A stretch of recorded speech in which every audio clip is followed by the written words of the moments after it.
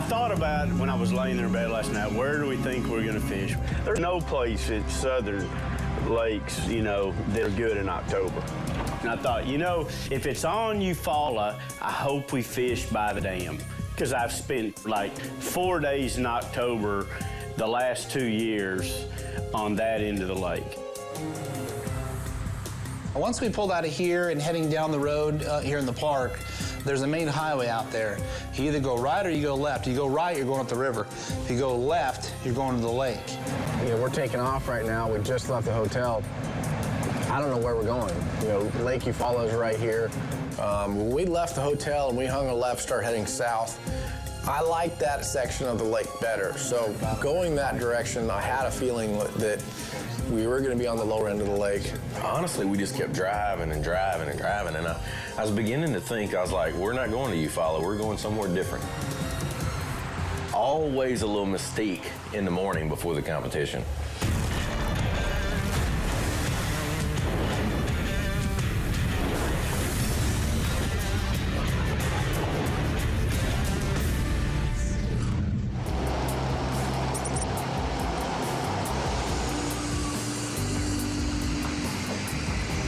That is a lot. That's a lot.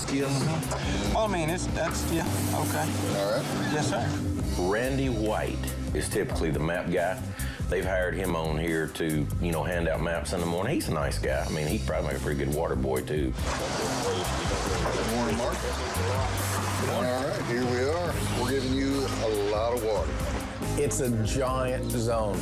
I mean, it's a 22-mile section of lake that we can fish, which is very strange for the MLF format. Normally, it's a small zone. Basically, here we are. Yeah. It's about 10 miles to the bridge, about 12 to the dam. Okay. All of it. We're going to try to give you guys an extended run around this morning, too. Okay. I'll be damned if I don't get the area that I probably spent 9 days on in the last 2 years, the same week of October. So I felt really good about it. I don't know if everything will be the same, but put it this way, I know where I'm headed. You know, Creek was pretty chipper this morning. He seemed like he felt pretty good about his chances. I can tell. You can tell with our guys when they roll up a place, if they're, you know, relatively quiet, maybe they're tired or maybe they're not liking it too good. Creed, on the other hand, looked like he was pretty happy, but, you know, Creed's the type of guy where sometimes he just doesn't know better. I mean, you know what? I might ought to suck on a little coffee before we, I'm feeling kind of, I'm geared kind of slow right now.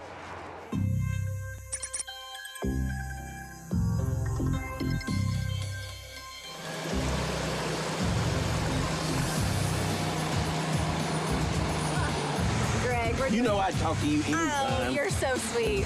Buttering me up this morning. We're doing Facebook Live. Oh, nice. How are you I feeling love Facebook. You know, I'm big on Facebook. It's about 50 degrees here this morning, so it's a nice chilly morning, but it's supposed to be, I think, in the 80s today. I can't tell you exactly where we are until later, but we are in Alabama. Luckily, I don't think any of that is going to affect us. It's going to be a beautiful week.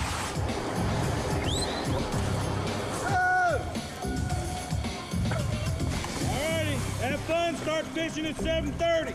Go! Drive around starts. It's a long one, Bobby. Yeah, you're right. 7:30. This morning's ride-through was an uncharacteristic 45 minutes long, giving the anglers time to survey the 26,000-acre zone for the first time. I wasn't in a real big hurry. Just feeling the morning, you know, feeling, you know, the day come alive.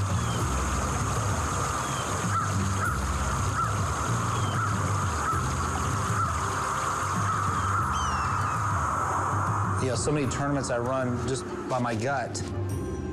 You know, the wind and the waves and just, you know, hearing the boat motor and just running down the lake and just letting the lake absorb me in a way that, you know, I can feel what's going on, you know, right now. Another day at the office.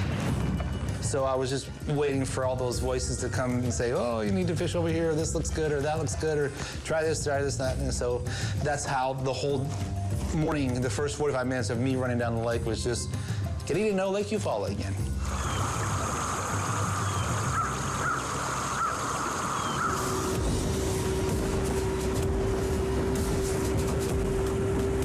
I Having been here 5 or 6 times over my career, kind of knew how the lower end laid out as far as, you know, what was the deeper banks, what was the flats. Lines in, I started in on a little line of docks that I've caught some in the past, and I started throwing a bladed jig, which is really important to fall, to have that real subtle action. There we go. And I was able to catch one, and that gave me a little bit of confidence in the bait. Oh, yeah!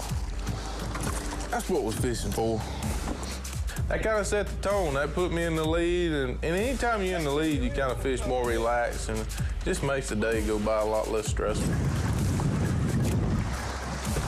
We're getting cooking.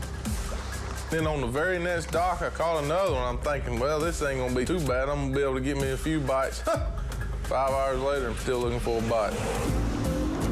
Competing in his second cup event, Mark Rose found some familiar water during his ride-through. Right out of the gate, I started on a place where I've caught some crankbait fish in the past. It's a little sandbar point that comes off and drops off in the river channel. It's got a little bit of wood on it. A little spotted bass. I picked up a worm and threw out there, and I caught a spot on a 10-inch worm. And I said, well, a shaky head will catch spots better than the 10.5-inch worm. Thinking there might be a school of spots down there, worked it over pretty good with the shaky head.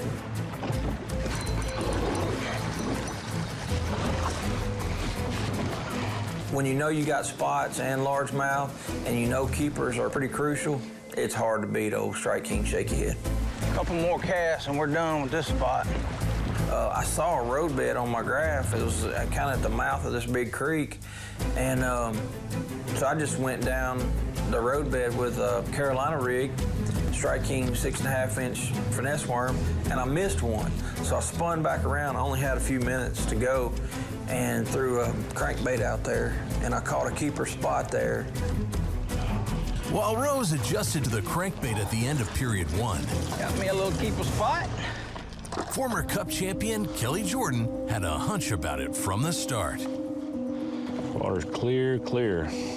Fall fishing is tough, it really is. It's a true test of finding them, and knowing all that and just what I thought how the day would go down, I think that helped me fish well. Saw a couple features that I hadn't really noticed earlier, decided I'd fish that real fast, and I was fishing very fast on a whole bunch of different kinds of baits.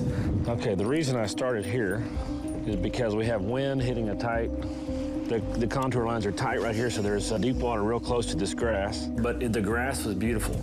It sloped off down to 10 feet of water, made a really nice edge, and had a lot of area on the grass where, say, it was 10 or 12 feet deep, and the grass was 2 or 3 feet tall. Pulled out the crankbait, trying to go for the bigger fish. Whammo. Caught some. There's one.